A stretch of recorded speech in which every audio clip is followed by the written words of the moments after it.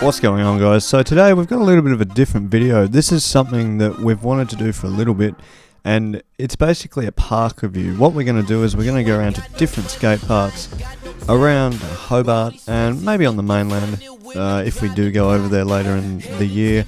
And we basically review the skate park, talk about what's good about it, what's not so good about it, and just point out any of the features within the skate park. Today we are down at Risdon Vale skate park. It's about a 15-minute drive from Hobart on the eastern shore. This skate park is relatively small but offers a great bowl section. The bowl isn't huge, which makes it quite good for learning how to do stalls, and also offers a spine and other transition gaps.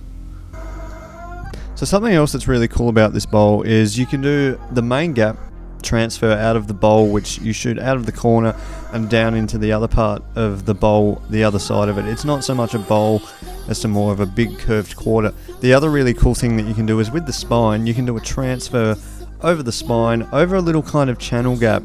So that opens up a couple of cool things that you can do over that as well. Now, one thing that might be a little bit of a turn off for the more intermediate riders is the bowl isn't that big. It is quite mellow. But I think if you're learning tricks like foot jams, taps and things like that, it's a really good place to start. And one other thing is the bowl has a slightly taller part as well, like an extension of the quarter, which is a little bit higher than the bowl itself. So you can kind of learn your foot jams or taps or anything like that on the smaller part and then take it to the bigger part. So it's a really good way to progress and take your tricks to kind of the next level. There are two rails at Risdon Vale. One is a two-stage flat rail. In this video, Callum does a double peg on the tall part of the rail, but I wouldn't recommend learning how to grind on this rail. If you want to learn how to grind, definitely start to grind on a grind box or a hubba first. For those of you who are confident with your grinds, this rail is pretty small, which only gives you limited time for fun little chinks which can be worked into lines. So opposite the bowl, right down the other end of the skate park, we have this weird jump box thing. It's kind of steep, it's a little bit of fun, you can do tricks over it, but just keep in mind it's not the smoothest jump box in the world, but it's definitely still usable. So the last obstacle that I want to point out is the rail down the bank that leads up towards around the top of the bowl. This rail is kind of cool.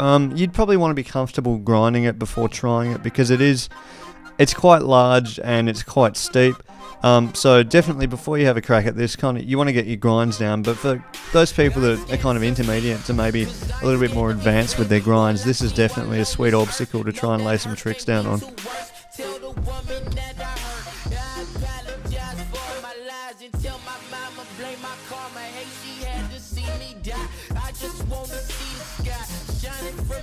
That's it for the skate park review, guys. One last thing to add, which is a cool feature Risdon Vale has, is some dirt jumps right next to the skate park.